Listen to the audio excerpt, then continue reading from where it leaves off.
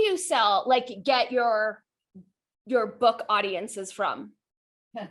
Yeah, from our mailing list, and from, we do, what advertising we can, we can pay and for. yon. That's where they come from. It's really, advertising is so expensive, but we belong to various, the IBPA, the Independent Booksellers Association, and we belong to, we work a lot with Ford Reviews. They do a lot of indie books, and they're really taken with our author, Mindy Meltz, the woman who runs that. So, we get a little exposure here and there. But it's really tough. You try to get reviews. We get great endorsements. We do. We've have- been very we've had- fortunate to But get that hasn't helped anything. really good endorsements. As Peter Lamborn Wilson told us, it doesn't matter. Endorsements, reviews don't matter, trying to get good reviews and all that. So, we were hoping that, talking to people who would be interested. Well, let us hold the intention that today's show sells 20 books. Wouldn't that be Wouldn't that great? special? And Wouldn't that be so great? That would be great. yeah, and you have a Yes, literate it would. audience. So Yes. you do. I would expect that you would have an audience that likes to turn pages. I do have a literary audience for sure. Yes. Very nice. That's why I wore my Thomas Pynchon shirt. Oh, I can't really see it, but Screaming comes across the sky. It's the first line of Gravity's Rainbow. oh, nice. I'm such a fan of first lines. I think it's such a big deal. Like, how are authors going to open their books? Yep. This is one of the best of all time. A screaming comes across the sky. It has all happened before, but there's nothing to compare it to now. Oh, I love that. Wouldn't that be such a great book? Just a compilation of best first lines. I wonder if anyone's done it. I'm sure they've been compiled. First and last See lines. Danny's wheels are turning. Yeah. Always, It was the always. best of times, it was the worst of times. It's a far, far better thing. You don't even need to read that book. You just got the first line. It's first and last line it. Well, that's why they're important, because they're encapsulations. They're all right. They're what Robert Gilbert would call packed thought forms. Ooh, Good I for- like that. Can you unpack what a packed thought form is? Exactly what it sounds like. It's like a Yoga Sutra is a packed thought form. So it's an encapsulation in a very terse statement, but it's like pregnant with possibility.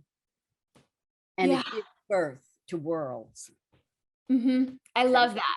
right? I love that. So it's one of those lines that you could just unpack and dive into for lifetimes. So what does that mean? A screaming comes across the sky. They're just great conversation starters. They're Totally. great for feeding the imagination, for generating new conversation or new perceptions, new ideas, opening your eyes to something you didn't see. Whereas if Rumi says, do you need long sermons on this? Mhm. Uh-huh. So Right.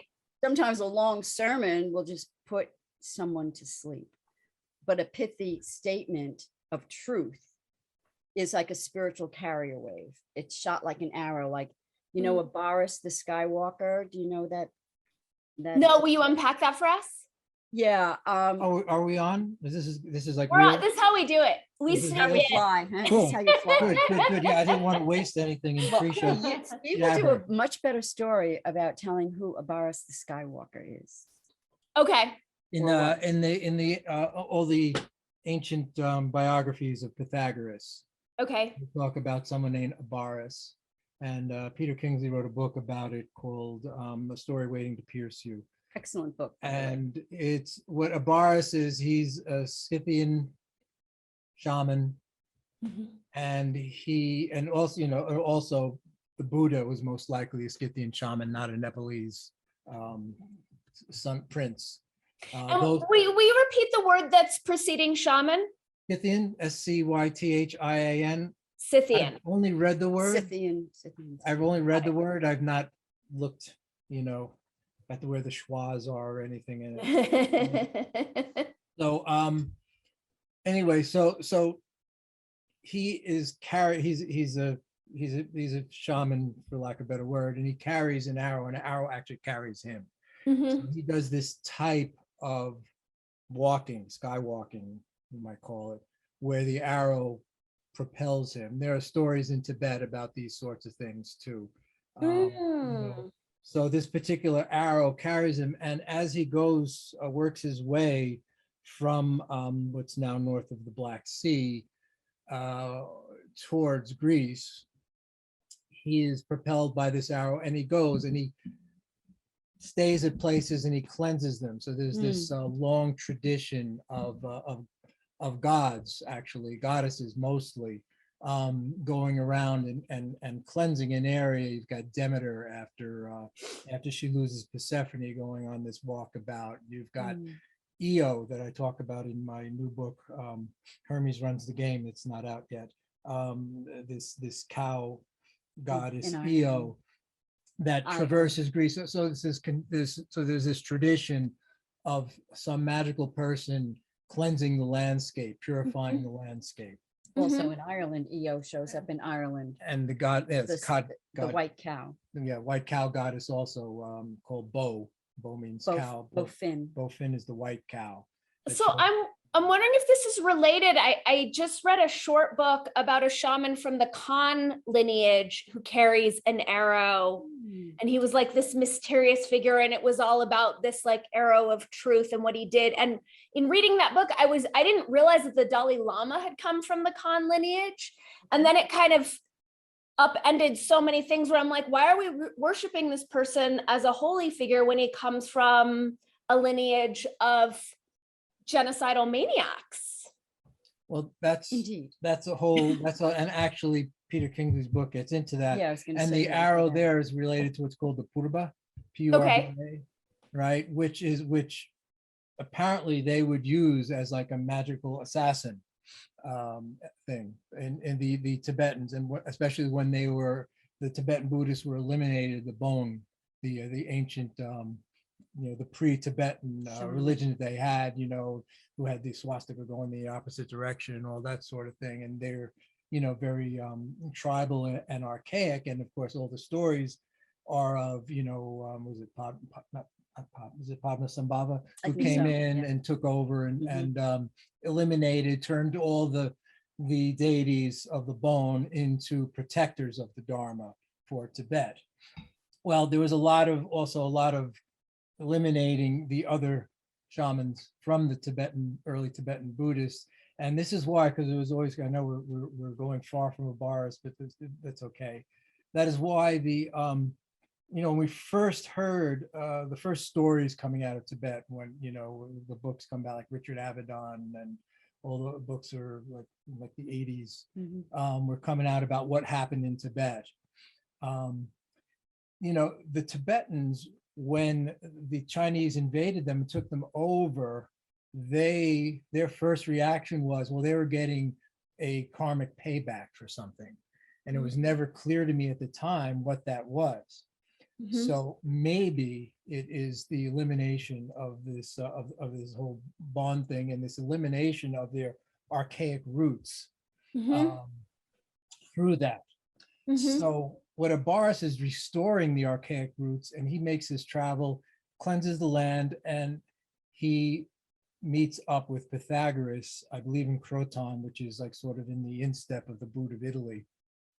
And he I don't know where the arrow plays in their meeting. So, but he is a priest of Hyperbeing Apollo, and Pythagoras claims that he is an incarnation in some way of Apollo, and then shows his golden thigh to everyone. That would be indication that he is at least part divine. So that's the carrying of it. And this, and this is a really important story for the sacred origins of Western civilization, which we have completely and absolutely lost, and then bulldozed over, and we don't even know if there was one, which is why we have to go to other cultures to who have at least a connection to their sacred origins. So, Okay. sorry. Oh, no, please go ahead, Krys. I was just going to add to that Peter Kingsley's book, A Story Waiting to Pierce You, is a very short book. It's only about 85 pages. However, there are also 85 pages of annotated footnotes, which are every bit as juicy as the story itself. So in those footnotes, he lays out, because he felt that he would need to defend this position of saying that the Tibetans themselves, the Lamas, the lineage of the Lamas was responsible for major genocide of the Bonpo people of the religion. So he really felt like he needed to defend that argument. And so his footnotes are incredible. Yeah, that one is like 20 pages. Yeah, That 15, I footnote. think it's 15 pages of one note just on that genocide. So, Okay, I'm going to need to go back because I listened to the audio version of this, but I realized that I must have missed this. This lovely woman reads it on YouTube in 3 different parts. It's so sweet. I love it when people do that, when they just take it upon themselves. This Kingsley book.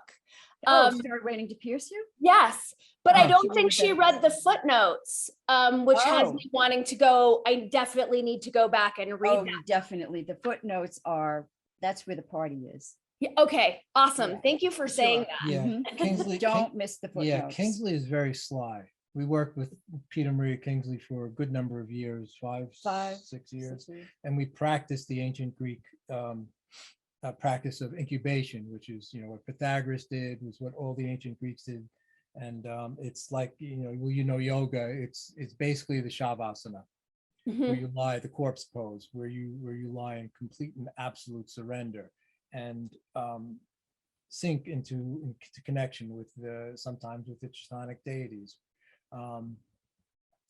So anyway, he's a trickster, Kingsley. And so you're going to find, as he himself said, when I'm being humorous is when I'm really serious, and when I'm serious, you can forget about what I'm saying. He's an interesting character and I love a very that. interesting mystic. And an impeccable scholar. Cool. Well, I had wanted to start off with you guys to give some context, and I'm going to continue to bookmark that because I feel like this conversation is so juicy. I'm curious to know, how does this change what we think we understand and clearly don't about Western civilization and what our origins really are here? Well, Peter Kingsley bases a lot of his work on the pre-Socratic teachers Empedocles and Parmenides. And the Parmenides poem, it talks about a journey through the underworld and making contact with the goddess. And she gifts him with the laws and justice. He meets with justice itself and brings these laws back to the people, so that this is how you are supposed to live. And so Peter Kingsley's work really focuses on that and says that was the original note upon which Western civilization was sounded. It's a frequency. And so frequencies degrade. So now the frequency has played out, it's degraded, it's pixelated.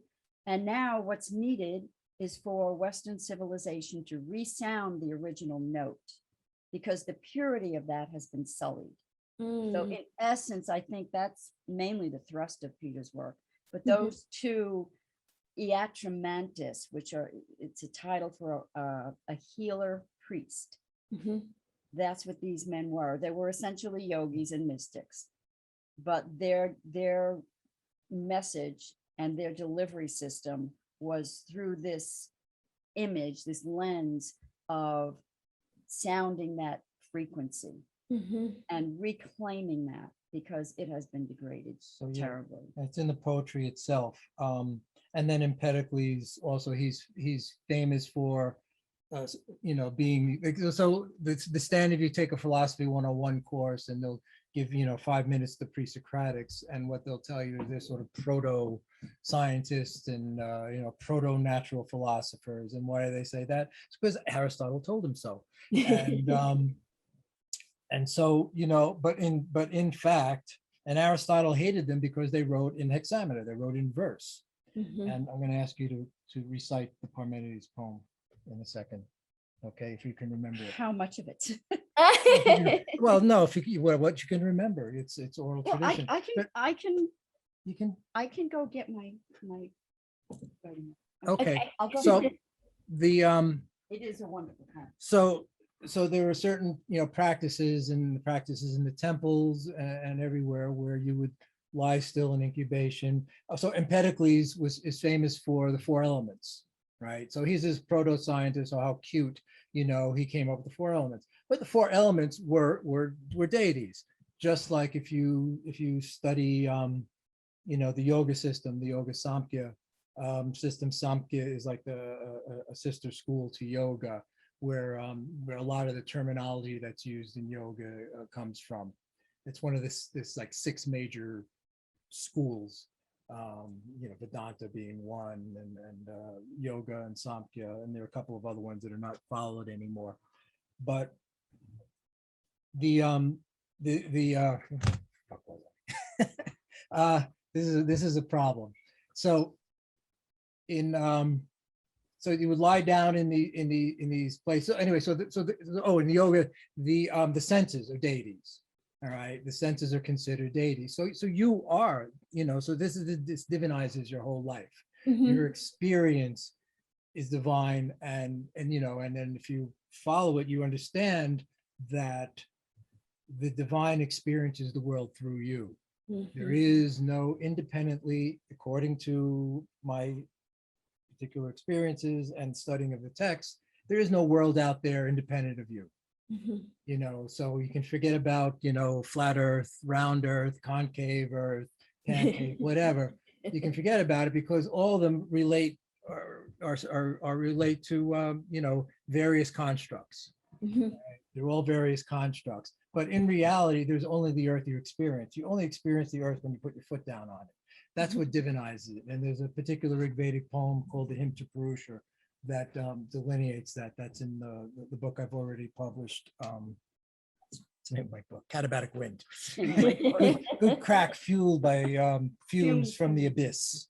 So which I highly recommend everyone listening, watching, grab a copy of and read, because it's beautiful. It's beautifully written. It's Thank so you, deep. It's just fantastic. What an achievement. I really, and it's coming from you, I take that as a really high compliment, because now the book I'm writing now, I'm writing and I'm saying, usually I never had like the thing writing, like imagine your audience, but now I'm writing for you. So there you go. Thank you. I'm honored. Oh, Danny will like this. You'll have to put that in the acknowledgement. I'll put it in there. Acknowledgements in the front. Yes. Oh, Danny will like this. So How will Danny hear this? right. So right, because the other 2 people that I write for died this year. So Yeah. so Sadly. so yeah, I was actually really sad writing the other day. So, oh no, our friend Jean Our and Peter teacher. Lamborn Wilson, they're not going to read this. We lost our teacher You this know. year. So anyway, so this the Parmenides poem where he goes down and meets Persephone. And Persephone does 2 things. She teaches him about being, which is absolute reality. It's changeless, it's deathless, it's everywhere, it's nowhere, it's the substrate of everything. So she sees that, but then she says, but also I'm going to teach you about the construct. She doesn't use that word. So so that you can have an advantage over everyone else. So in other words, I'm going to teach you about all the lies and everything else. So she teaches both aspects, and this is our particular dilemma living here, experiencing this world, being divine. Both, we are that's what the cross is. It's the intersection of the imminent and the transcendent, and which is crosses right at our heart. So this is our dilemma is really working both, and they seem antithetical. The fact that we experience a physical world, we experience, I have to have this singular perspective or I can't cross the room. Right. Right. Or now we're radical extremists. Right. Well, We I'm are. proud of it. We are, and because this is radical. You know, if you look at the teachings of Christ, they are radical. You know, love your enemy as yourself. That's radical. It just means root.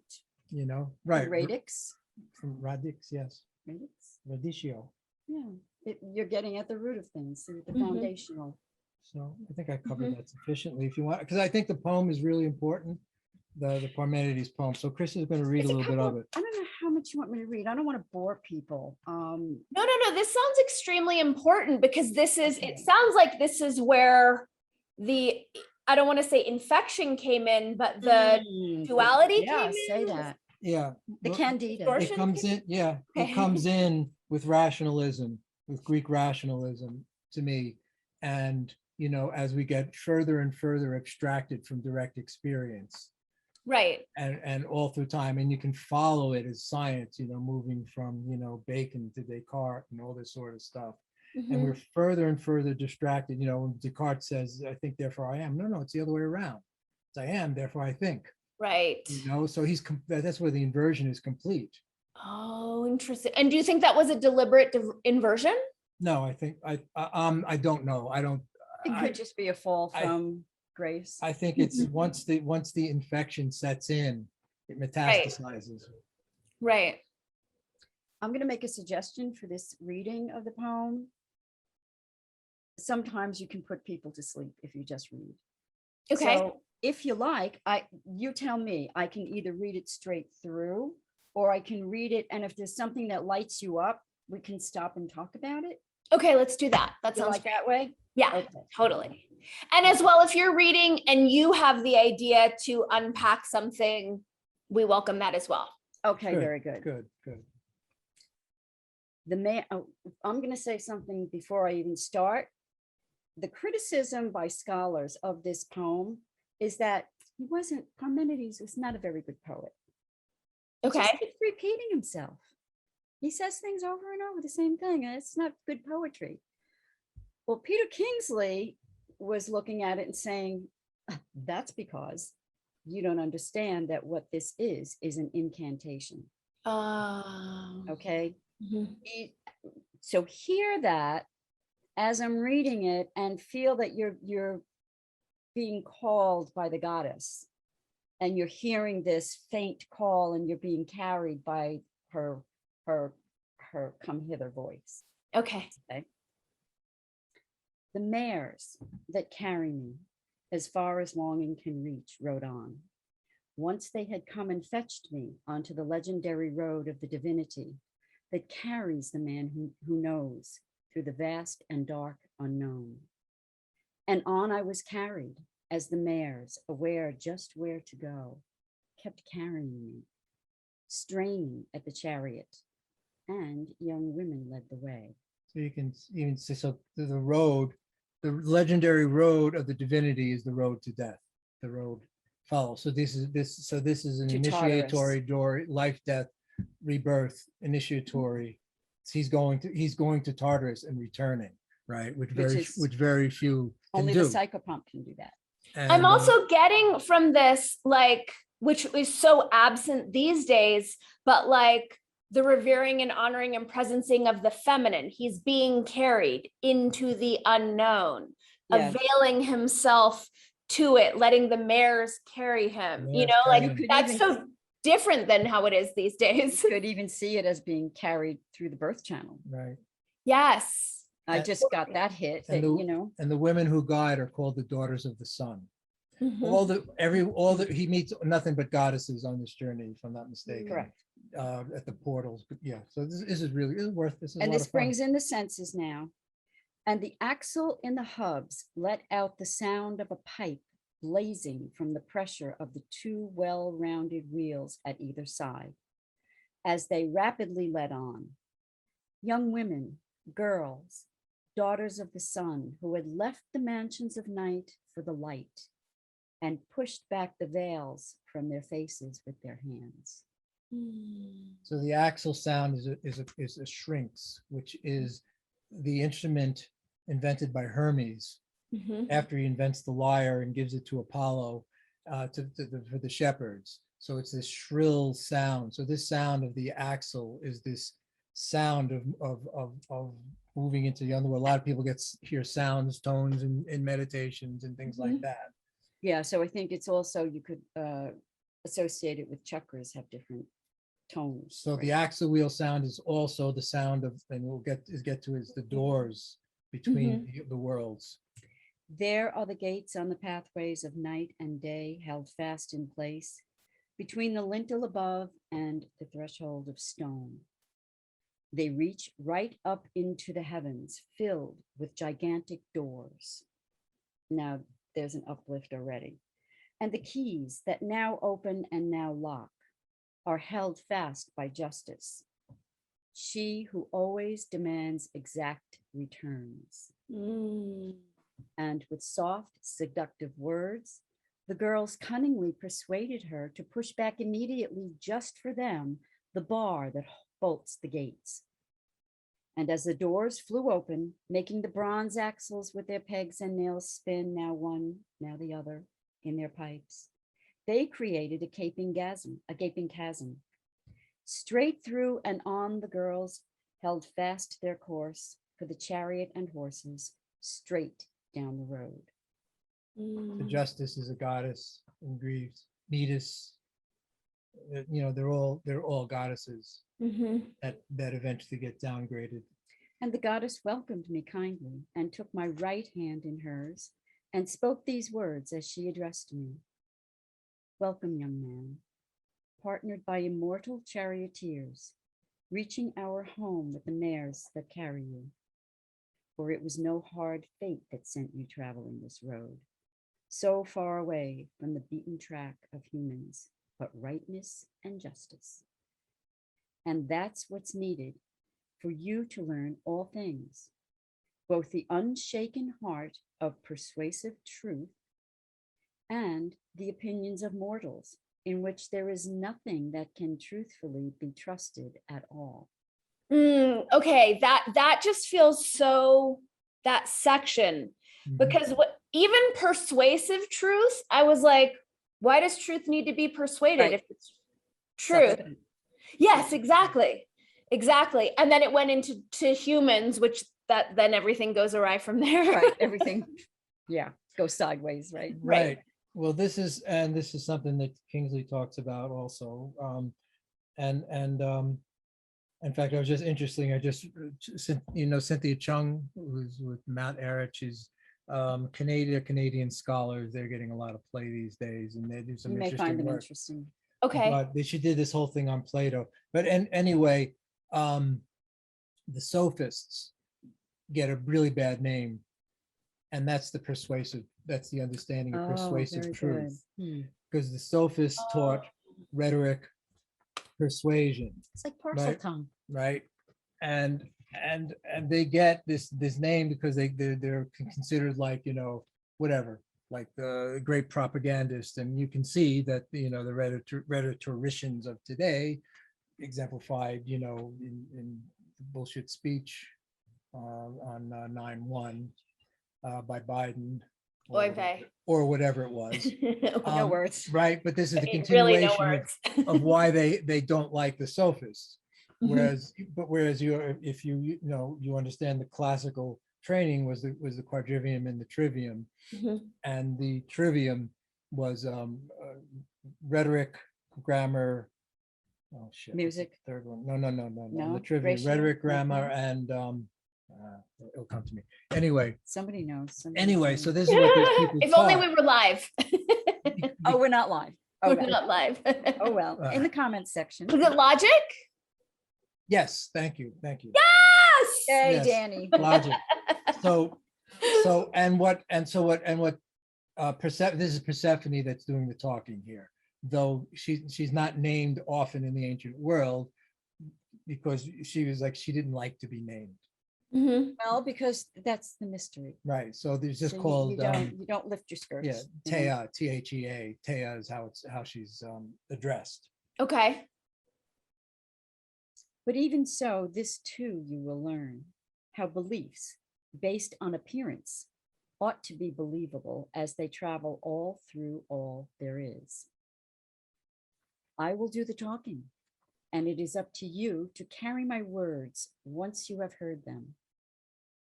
What I will tell you is which roads of inquiry and which roads alone exist for thinking. This is where you have to follow it. Experience. Will you repeat that last part again? Which Mhm. roads alone? Mhm. Okay. Right, because the words, they kind of twist and Yeah. right. And you really need to like, don't resist them, fold with them. Right. You can, okay? I will do the talking and it is up to you to carry away my words once you have heard them. So you give voice to my words. Mhm. What I will tell you is which roads of inquiry and which roads alone exist for thinking.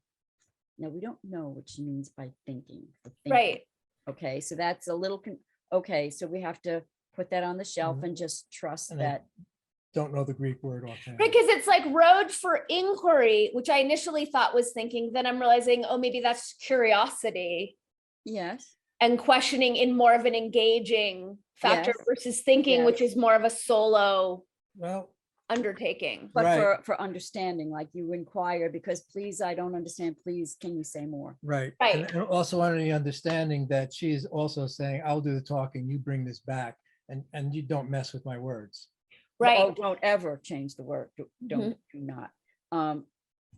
And which roads alone exist for thinking? So there were two different roads. One is for Right. inquiry and one is for pondering, thinking. Maybe that's what you Well, need to She gets into it. digest. Mhm. She What's does. been said. She explains more. The one route that is and is not possible not to be Okay. is the way of persuasion. No. It's not. Okay, good. Sorry. For persuasion is truth's attendant. This is so mind-blowing right now because I automatically equate persuasion with propaganda. Well, maybe not always. Yes and no. It's a let's just say it's a downgrading of it. So instead of propagandizing for the real, you're propagating for. Have you Yeah, ever tried to influence. have a persuasive argument or discussion even where you're trying to persuade for the argument of good? I In mean, other I think words- now I'm thinking it's what I do all the time. It's my every book or video. Yes. I'm Yes. Right. I am persuading. So let's read it Exactly. again. So you're it's like being an advocacy for truth. Right. Okay, so let's read it again now with our maybe correct understanding of it. We don't know. The one route that is and is not possible not to be is the way of persuasion. For persuasion is truth's attendant. And as for the other, that is not and is necessary not to be.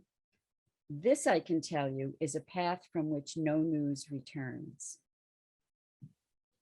And did this writing predate the printing press? Oh, A little bit. what? Well, What?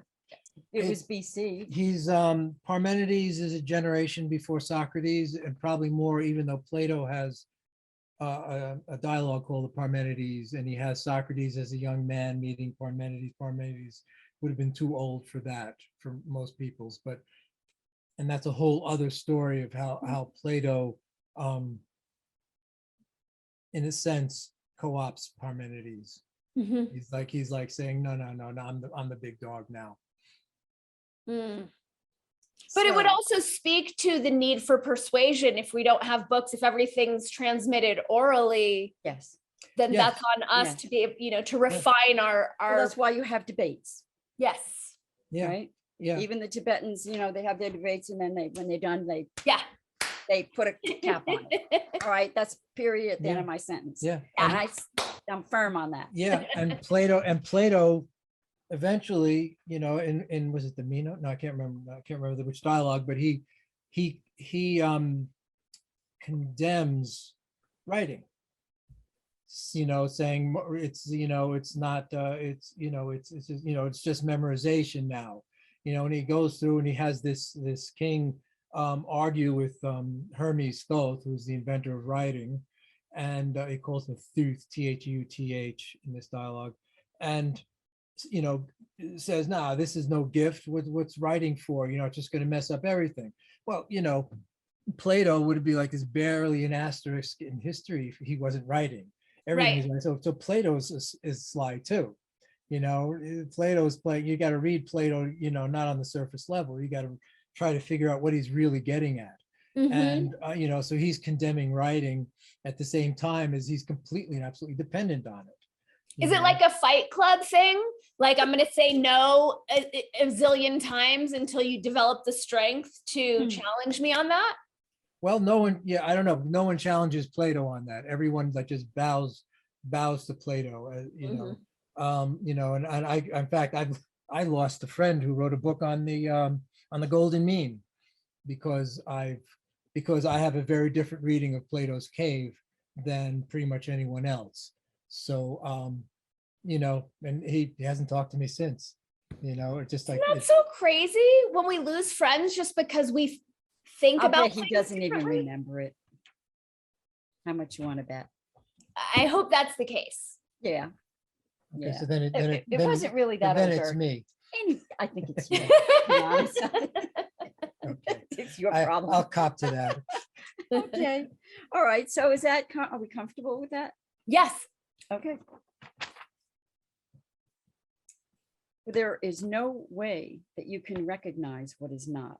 There is no traveling that path or telling anything about it.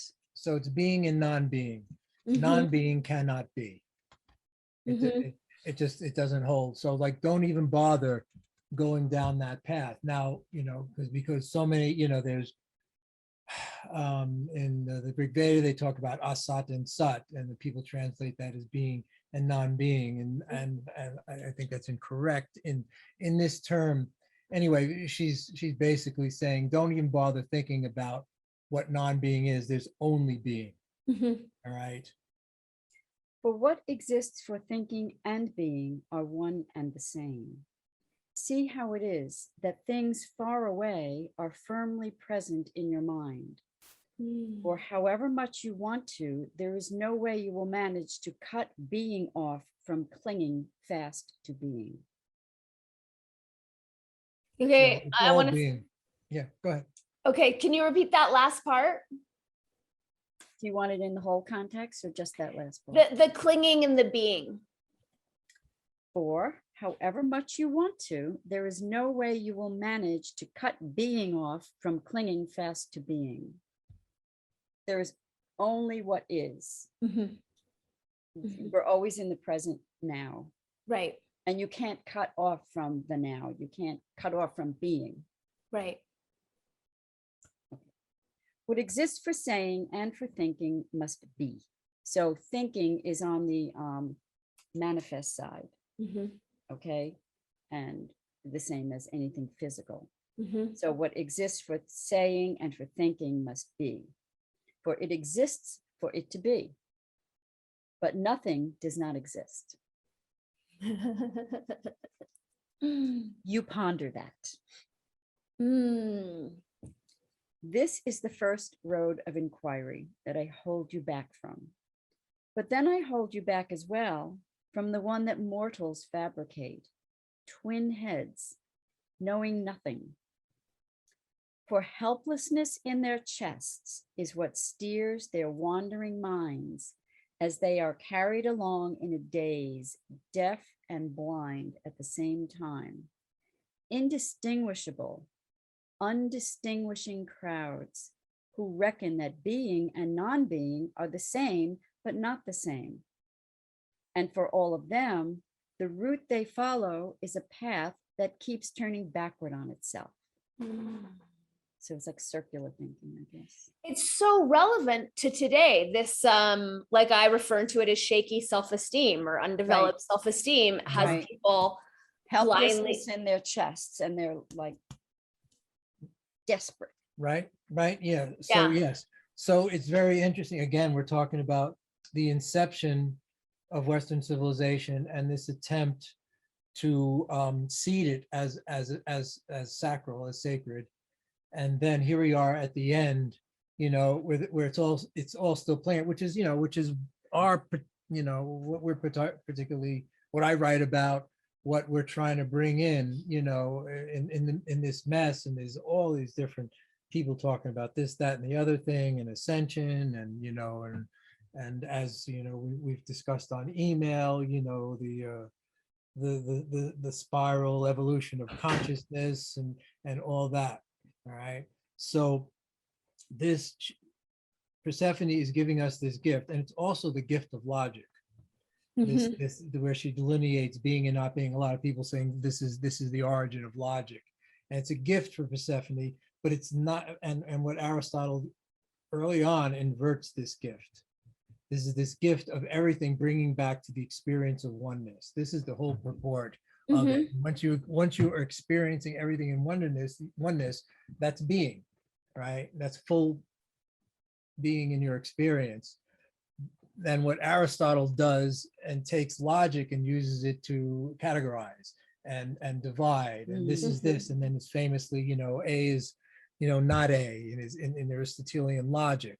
So that he actually divides oneness and makes it impossible through his logic to put it back together again. Right. Persephone is giving us a path to put it back together again.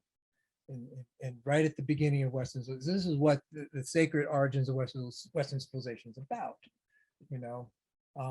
So this is from it. Oh, I'm sorry, Krys. I didn't mean to interrupt you, but it sounds like this is these distortions that we're living out, according to this, have been baked in from the get-go, that man is going to, because of shakiness in his chest, defer to lies and fictions. Yes, very early on. It's a human condition, I believe. And with this gift from the goddess, we're able to rise above that and function on a much higher level in our daily existence and culturally. But then it pixelates. Well, and it because also what has a beginning has an end. Even civilizations. That's our teacher at our yoga ashram. She was very fond of saying that. Whatever, that's the impermanence thing. What has a beginning has an end. And there's nothing to be lamented in this, they would say in Bhagavad Gita. But in the midst of that, there is something that's unchanging. Right. And here it's being called being, where it would be called, Purusha in yoga and what have you. Everybody's got a name for it. Buddha mind, whatever. Buddha gig. I'm guessing that I got the Buddha gig piece. That oh, I didn't get that. The separation of our senses and the elements from the divine is part of what has allowed us to become so confused, because when we're not knowing our every breath as divine, the waters in our body as divine, all of that, then we avail ourselves to be disrespected. We disrespect ourselves. That it just leads us to this like kind of materialist godlessness. Right. Yes. Right. It's an uncoupling. What I think it was, I forget who it was, some of the Buddhists maybe early encountering, relatively contemporary Western culture, saying that we don't get this self-hatred thing. Oh, right. It just doesn't, it makes zero sense to us. Right. Where's that, Everyone where does loves that come themselves. from? Yeah. Well, and certainly in recent times, it comes out of Freudian psychology, things like that. That's one of the horrific constructs, that inform ugly. what's going on today. And of course, all the cultural Marxism is Marxism plus Freudian psychology, basically. I noticed that was really notable to me in my travels through India, and I was first there in '99. Of like, regardless of the food situation or the water situation or just living with less, like they didn't have the neuroses that we're so afflicted with they're happy people. They're not dealing with manic depression, cutting, like all those things. Bulimia. None of those things are there for them. And they seem so much healthier than we are. It's like a relief to be in a culture like that. Right. And unfortunately, since I think it's shifted there a lot too. certainly it started because their Well, with the education system is English, Globalism. you know. Yeah. But you Globalism. know, and now, so yes, and then so you have reactionary, you know, like Modi is supposedly sort of, you know, going back to Hinduism. But it's but fundamental. it's different. It's like, you know, Jerry Falwell, you know, considering that Christianity or something like that. Got it. You know, so it's not the same. And yeah, and so they've the last, I mean, really the last bastion of the goddess on this planet was India, and you know, and you can see now the women are being brutalized there, and it's awful. It's awful, really is. you know. So let's follow Kali this. Yuga. Let's follow this path. There is only one tale of a path left to tell. That is. Hmm. And along this way, there are many, many signs that as well as being birthless, it is also deathless and whole and of a single kind and unmoving, and neither is it incomplete. That's the totality, and it doesn't move. Okay, it's always now, always present. It never was and never will be, because it is now, altogether one, holding to itself. For what possible birth of it will you look for? In what way could it have grown? From what? To say or think from what is not is something I will not allow you, because there is no saying or thinking that is not. And besides, if it started out from nothing, what could have made it come into being later rather than sooner? That's such a mind bender, that last part. I know. Yeah, yeah. You want to read it again? It's Yes. amazing. You know, this is really amazing, and no one studies this poem. It's delicious. It's this so poem, yummy. It's just delicious. It never was, and it never will be, because it is now, altogether. Oh, I love that. She's saying there's no past, there's no future. Right. It's now. It's always love just that. now. It's always now. And you can have that experience. Holding to itself. It's self-contained. So there's none of this like codependency. It's just self-contained. Don't you know how good it feels to be in the presence of someone who's self-contained? Yeah, You can relax in their presence. totally. You can just let go, because they're not grabbing at you. They don't want anything from you. They don't need anything from you. They're completely self-contained, and you can just bask in that. Right. And it's so refreshing. It's like fresh water going over you. Yeah. For what possible birth of it will you look for? In what way could it have grown? How could it have grown? It doesn't exist. It's just not, it's here. From what? To say or to think from what is not is something that I will not allow you. So it couldn't have grown from something that is not. Right. Because there is no saying or thinking that is not. And besides, if it started out from nothing, what could have made it come into being later rather than sooner? That's just a poetic way of Well, if saying it starts at out all. with nothing and it comes into being, that means it's within time. Right. And that, you know, that Like blows the Big Bang theory. Right, with like the Big Bang, you know, so they have to keep on coming up. Well, then what was before the Big Bang, and then what was before that bigger bang? And Neither whatever. will the strength of persuasive proof ever permit anything to come into being out of non-being alongside it. And this is why justice has not allowed freedom for creation or destruction by relaxing her constraining grip. Instead, she holds fast. That's real interesting. So how does that hold up with all the transhumanist fuckery we're seeing right now, where they're like standing on air? They have nothing. They have no foundation. Go ahead. Right. Yes, and so it's not. It has no legs, is what you're saying. Well, it has no substance. It's all mental. It's all a mental construct. Right.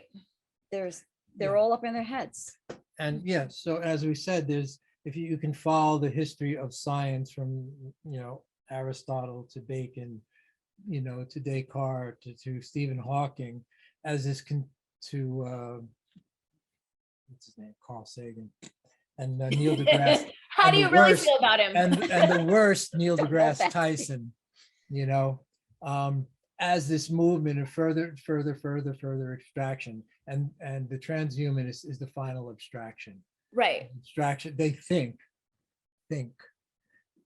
that they can encase themselves into this metal thing and their consciousness, because they've abstracted consciousness into, well, first of all, it's based one on the theory of the meat brain, and that the fact that our consciousness is nothing but an epiphenomenon of neurons firing, Chemistry. right? It's like, I've peeled a carrot, and I have these little gratings things, that I can compost or whatever.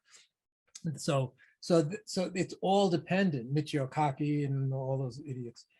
It's all dependent on this idea that this meat brain is, in other words, so they start off understanding the brain as binary, right? So, the neurons fire or they don't, right? So that's all the brain is. Well, it's not all the brain is. There's all sorts of other interesting things going on in the brain, which of course they've come to know, but computers were modeled on that binary system. So they developed the computer. So then they take, we can take the computer and model the brain now, right? Let's talk about this movement of abstraction, right? So now everything they think they know about the brain is based on a computer model. Right. So Which therefore, was based on the brain model. right. Right. So therefore, right. So there's these nested Russian dolls, except they're not pretty. It's so they're stuck, and so they think that all they need is a big enough computer, and they can copy consciousness. This is the theory behind all of it, behind Right. Ray Kurzweil, behind Google, the whole thing, right? Yeah. And that doesn't mean they can't mess with it, which they do continuously. So so it's untenable philosophically, Right. for their transhumanist endgame. And it's interesting though that a lot of the neocons and their ilk base a lot of their beliefs on Plato, but it's a distortion of Plato's teachings. Yes. Right. Yes. And So- where do you see the fundamental distortion, Krys? Well, they're taking it to be something that is purely physical, Right. right? They go and it reminds me again of Steiner's teachings of Ahriman. Mhm. And in this, it's all in yoga, you would say it's on the Prakritic side of, so you've got Purusha and Prakriti. So Purusha being pure consciousness, Mhm. which for me, every time I hear we're going to develop our consciousness, I get like agita when I hear that, because that doesn't work that way. Right. So you've Right. got pure consciousness, and then you've got manifestation, which even thought is on the side of manifestation. Right. You know the Tattva chart, you know how it all breaks down. Yeah. And so Steiner is talking about this Ahrimanic or very Prakritic side, Mhm. pure materialism. And so they read Plato through purely a materialistic view. Right. And then they implement that with brutality. It's a brutal system. Oh, completely. It's based on brutality. Right. So And, that's yeah, how I yeah, see it. the PNAC people, who the Project for New American Century, who are the people behind 9/11, and they came out in And Chicago 99, School of which Economics. is people like Cheney, Rumsfeld, Obama. William Crystal. I know he's not in. Obama I by know def- he's not by in def- PNAC, by but default, but Jeb Bush, all these luminaries. Mhm. So they, especially Wolfowitz, studied under this guy named Leo Strauss, and they took what he said about Plato's Republic and distorted that, as far as I can tell, because I don't think Leo Strauss would have endorsed what they did. And they Right. took what gets translated as the noble lie in the Yep. Republic, right? But the word means false. The actual word is like false beginning or something like that. I'm not exactly sure of what of the translation right now, but it's something like that. It doesn't mean noble lie.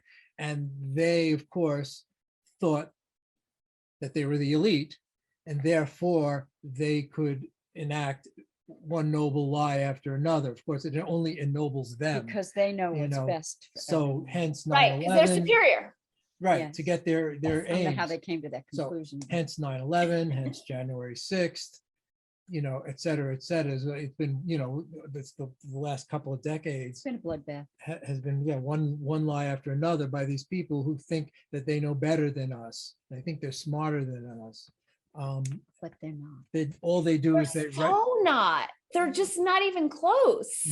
no, they just have the muscle. It's a cabal, it's a mafia cabal. That's all it is. Yeah. The decision in these matters. Oh, wait, hold on one sec. Because Okay. one thing that I did want to say is that, I've been tracking the whole like Me Too conversation and this neo-feminist thing. And, in the New Age community, it's the return of the divine feminine. Mm. And I think that the men, women expression of it is so downstream from the origin. And I think this is actually the origin point, this hyper rationalism and the elevation of reason and logic over emotion and knowingness. Like, I think that's the origin point of this whole thing. And I don't think it has to do with like making Oprah the president. I think it has to do with this is Yeah. in the service of the divine. Yes. That's the difference. Yes. So they can take Plato's words and distort them to fit their agenda, their selfish agenda. yes. But this is selfless and it's in the service of yes. humanity and the uplift of humanity. Yes. That's the difference. Humanity as divine. Yes. This is all within and locatable within our experience. Yes. To understand that there's this silent stillness that pervades our experience, and that's why people meditate. Yes. That's why people meditate, because that's the only way you're not gonna get it. In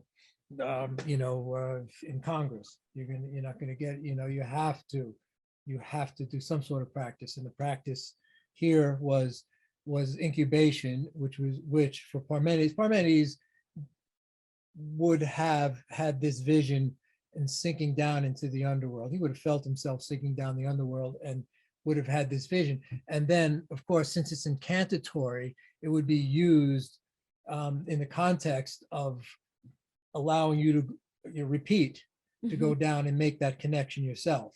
Yeah. Otherwise, why have an incantatory poem, right? Right. Right. Yeah, exactly. It's And just accounting, literally. and that fundamental difference between like the rationalist materialist thinking that nothingness is nothingness versus nothingness is everything, is access to everything. Mhm. Good. That's good. Yes, because there is in yoga, there's you say something about yoga, prakriti, but then there's what's called mula prakriti. Mula means root in Sanskrit, and so that's the root. So in that root, because the divine masculine and feminine are distinct but not separate in the ultimate yoga vision, which is sometimes called Ishvara, right? You have to, right? So you can distinguish them in your experience, but you can't have one without the other. You can't have manifestation without consciousness. And Right. You can't have consciousness without at least the substrate of manifestation, which is sometimes called pure potentiality. So it's from whence all things springs. And that again is another experience. And if you have that experience, you're not there. Right. How can you have the, so it's an odd experience because everything's gone. Right. And then you only know it by its trace when you come back out. Oh, the You know. traceless is always coming into traces. Or Yeah, is Rumi what always Rumi says that. The Yeah, traceless, the traceless is always coming into trace. traces. So, so that's what happens. And you're gone because then you say, oh, my selfhood, my ego, it's a freaking illusion. It's a joke, Right. But I need it. I Right. need it, and sometimes I take it seriously. Right. And that's why in the Bhagavad Gita, after chapter 11, that unit of experience that he has on the battlefield, there are like 7 more chapters after that, because you can't live in that state. You have to come out of that, but you come back different.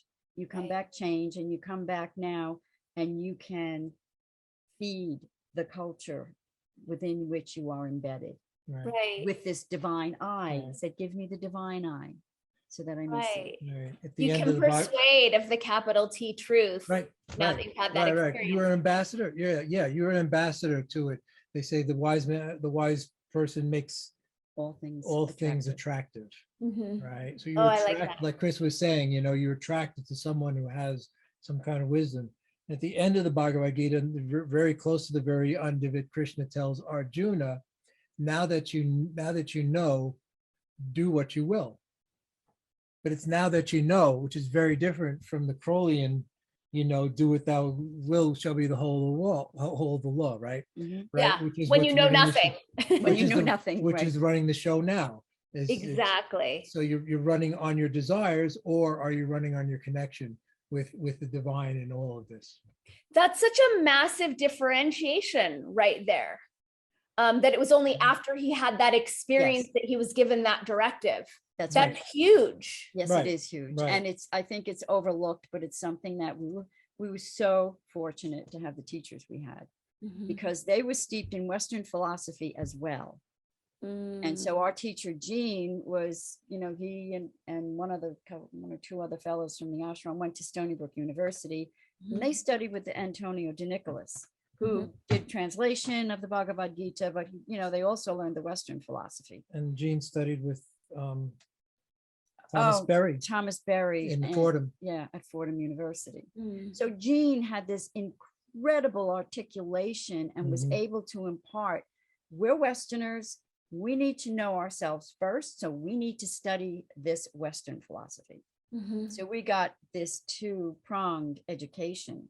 We got to know, well, who are you as a Westerner? What filter are you seeing this Eastern philosophy through? It was invaluable. Yeah, But that Gene was the one who had that insight. And we should all get this in high school. This is high school level.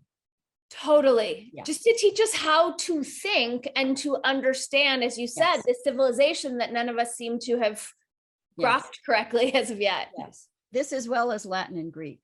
Latin and Greek were taken out of the high school. That used to be a high school level education. Yeah, They wasn't it would- Nixon who took that out? I don't know.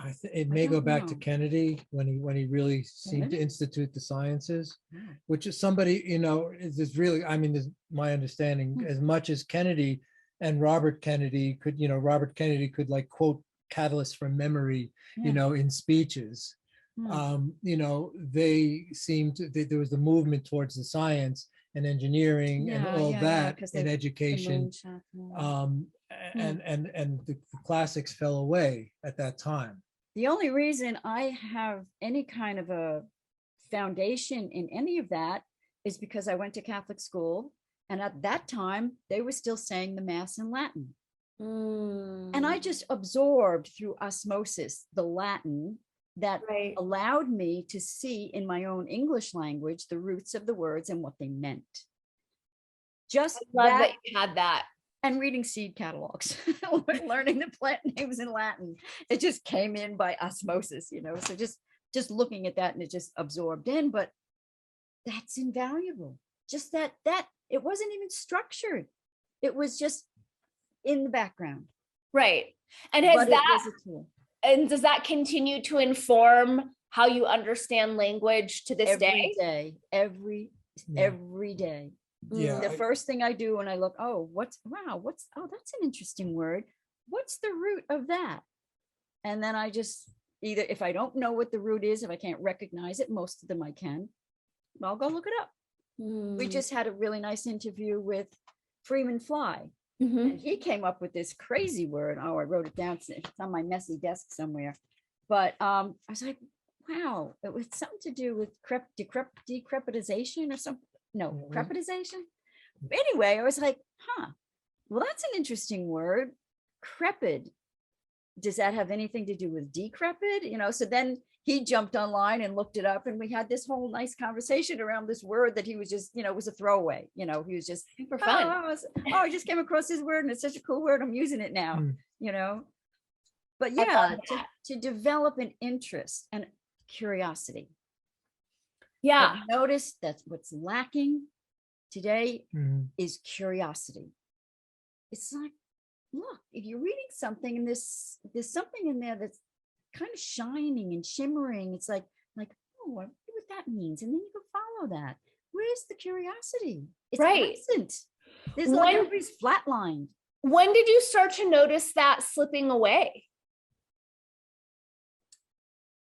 When I started to pay attention politically, let's see.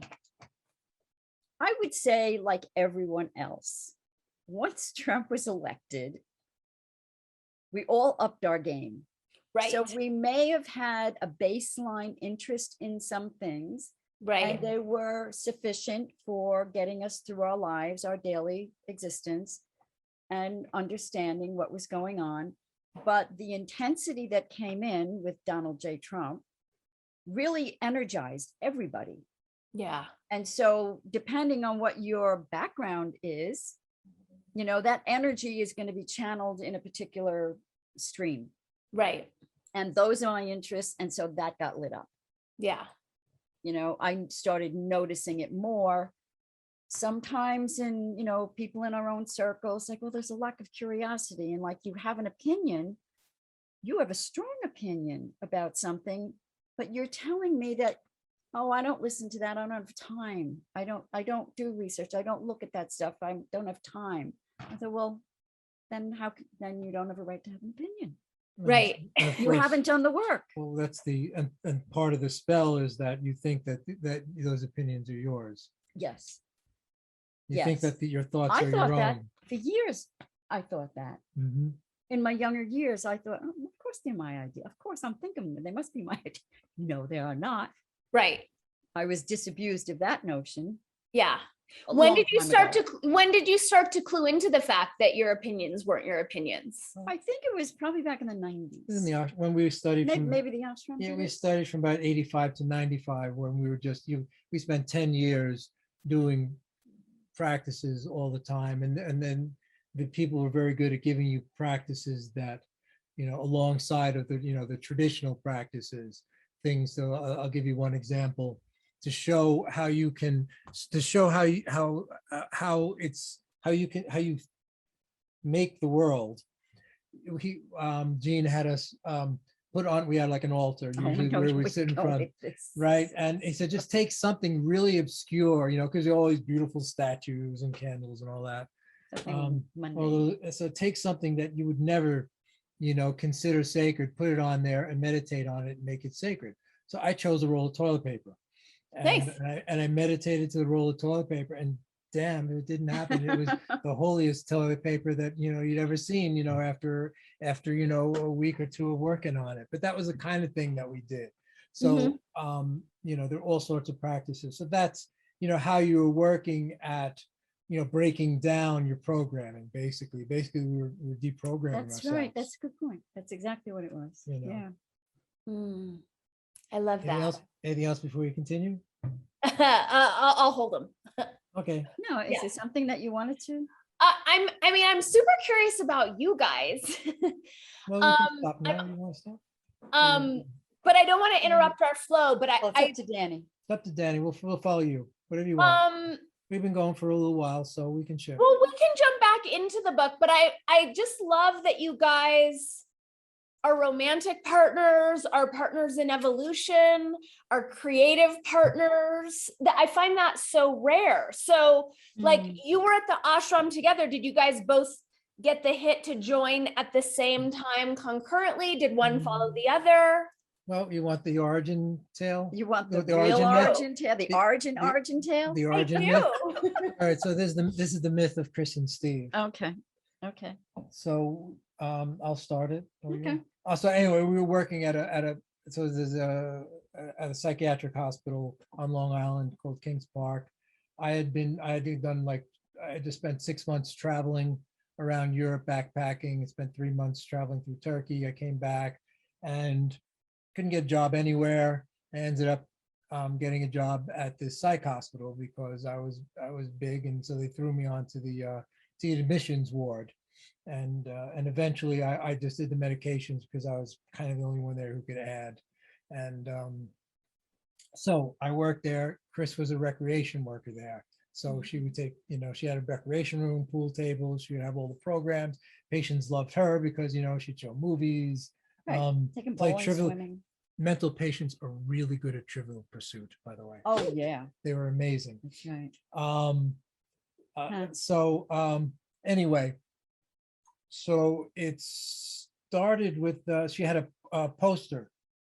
A travel poster of a kabuki. of a dancer. kabuki, and inside it was the same, Well, on his sleeve. inside the was sleeve was a triple dorje, back to the dorje. Okay. And the door, and it was the same symbol you see on the classic Tibetan Book of the Dead, with the one that Evans Wentz translated, and then I think Jung has the introduction to it.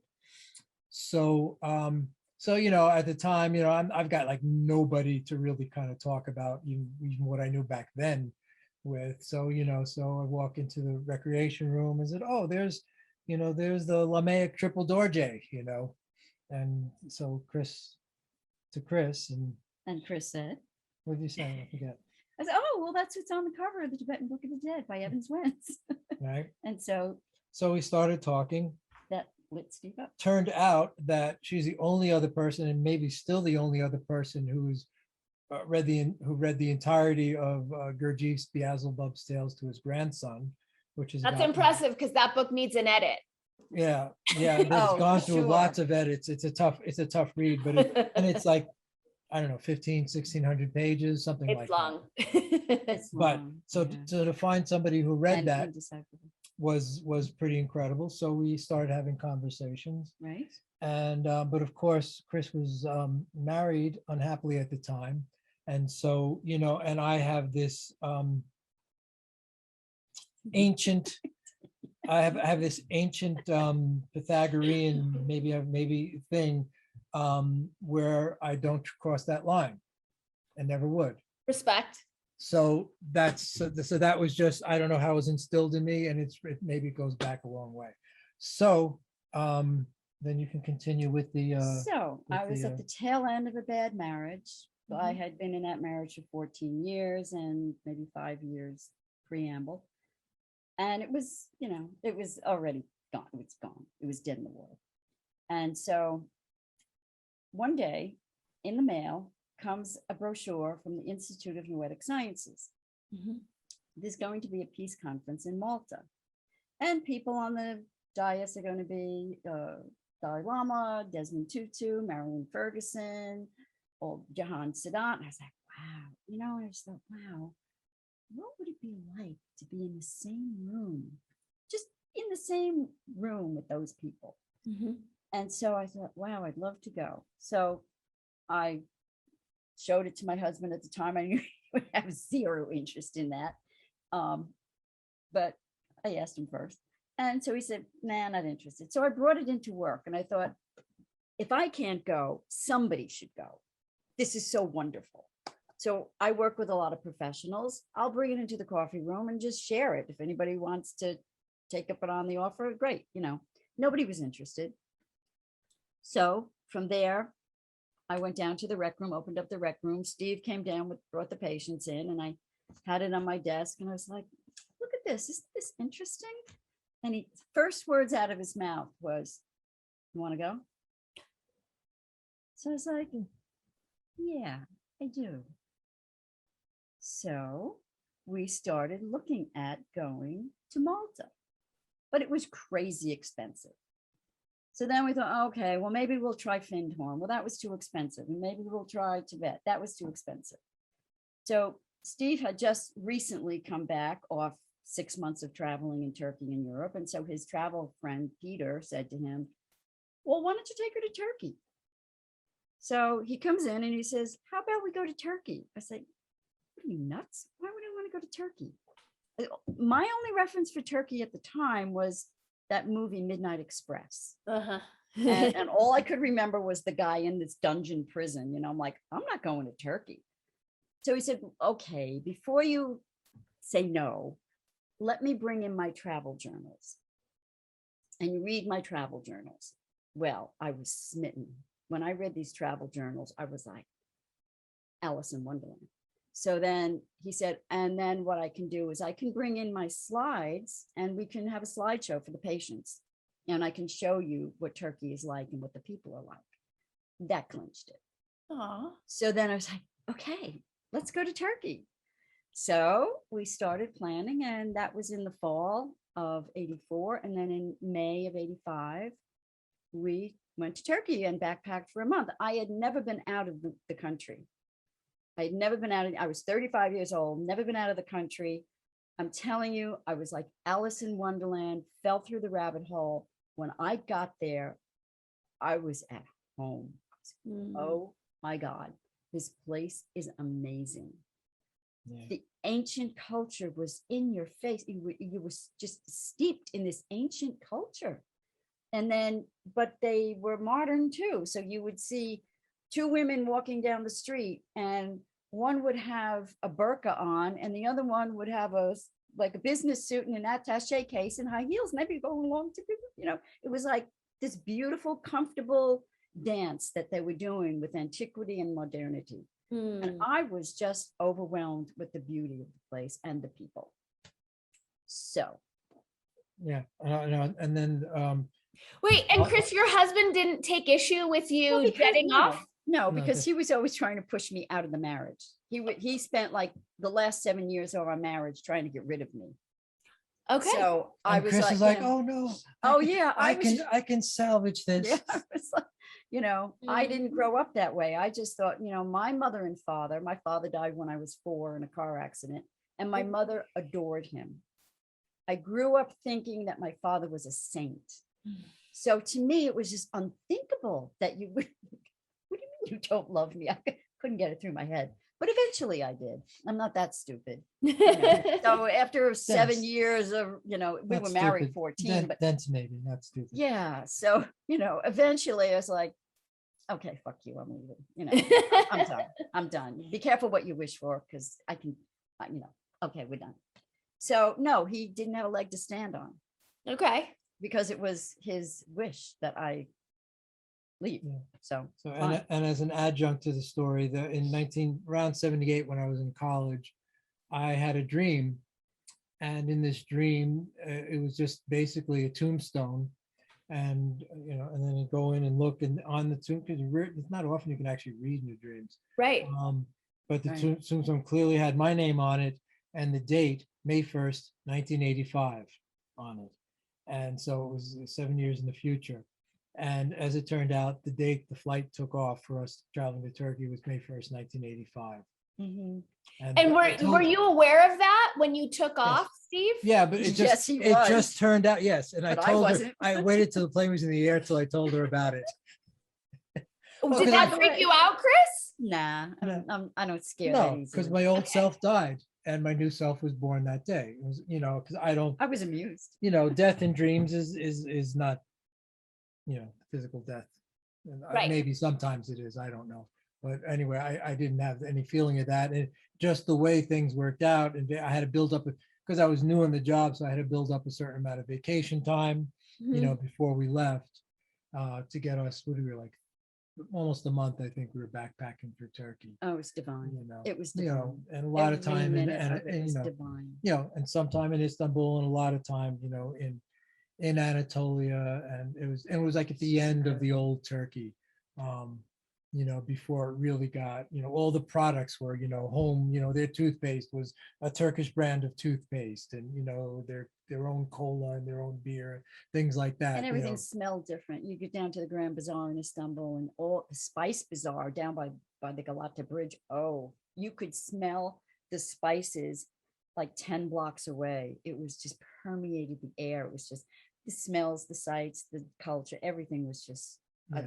I was in my element. It's Loved still, it. Yeah, it took us 30 years to get back in 2015, and we were able to go out to Göbekli Tepe, and we only stayed there 2 days because things were dodgy with ISIS and all that, and it was a transfer point where, you know, if you probably know that Ukraine has been the staging ground for arms and human trafficking for a And long money time. laundering. So back then, the arms that were feeding ISIS were going through that part of Turkey, and then ISIS would be, you know, selling oil to Turkey and all So that it was a sort little of stuff. dangerous. We went to a city called Shamlurfa. It's a very old city, old. The pool of Abraham is there. So Abraham, the cave of Abraham, where he was supposed to have been born. Mhm. So it's ancient, and it's a pilgrimage site for Muslim people. Beautiful, A beautiful, ancient city. Beautiful city. And so, but things were hot at the time. So we registered with the State Department to let them know that we were going to this remote area. It's right on the Syrian border. So you Okay. could look from Göbekli Tepe, you stand up on top of the hill. You know, are you familiar with it, with the ancient You don't know archaeological Göbekli site? Tepe? Oh. Okay, so we'll fill that in. But you could look out onto the plains of Syria. That's Wow. how close we were to the You were looking at Syria from there. So we only stayed there 2 nights, like in and out, just see the archaeological dig and then leave. Well worth it. Nice. So you can. Yeah, try in the that. late 90s, these series of it's like Stonehenge except with animal carvings on them. Oh, wow. It's Mhm. oh, you have to Gobekli, second word Tepe. Okay. So it means some people translate it as Potbelly Hill or something Potbelly like Hill. hill, pregnant hill. And what it is, it's these T-shaped pillars, and they've dug up maybe about 5 of them. There may be 20 in this hill, and they are pre-agricultural. They're 12,000 years old. Wow. And so it completely throws archaeology on its head, because archaeology has always said, you know, well, they invented agriculture, then people sort of hung around long enough, and then they started building stuff, you know. Well, it turns out there's no settlements here either. And this is kind of like, you know, traditionally Garden of Eden area, you know, in this whole Literally. part of yeah. Eastern Turkey. Anyway, so they have these incredible carvings. They're all, you know, astronomy pointed. A lot of people think it points to the constellation Cygnus. You know, in the ancient Anatolian cultures, they were the vulture goddess was very important. So, you know, Cygnus is a swan constellation, but could also be considered a vulture constellation. Of course, the vulture is the destructive side of the goddess. The goddess is, you know, creation, sustaining, and dissolution, right? So that's the so the vulture is always, the goddess is always eating us, you know. It's one of her pastimes. So But they've only uncovered one site, one circle. They think there are 20 of them. and others in other hills there. I mean, it could be like this massive, and they're just dragging their feet and uncovering it for whatever reasons. The Turkish, well, one of the reasons is Erdogan, besides being an asshole, you know, he thinks he's the reincarnation of, well, not, they wouldn't do reincarnation, but he thinks of himself as an Ottoman sultan. And, you know, so he everything he promotes is from the Ottoman times. And, you know, to say that there was this massive, incredible civilization 12,000 years ago, you know, so this was formed right at the end of the last ice age. Okay. Right. So there was the end of the last ice age, and then there was an event which caused the flood, which our friend Randall Carlson thinks is a comet that hit the ice shelf in Canada, which would have been like 5 miles thick at the time, and, you know, caused this massive unleashing of water, which, you know, I think he's got a really good case. So that kind of happens and sets back. So anyway, at the end of that, these temples are built. And so there's Andrew Collins is a real good author who's done a lot of research on that. Good, He's done a lot of research. You know, I don't always agree with the conclusions, but, you know, his research is really good.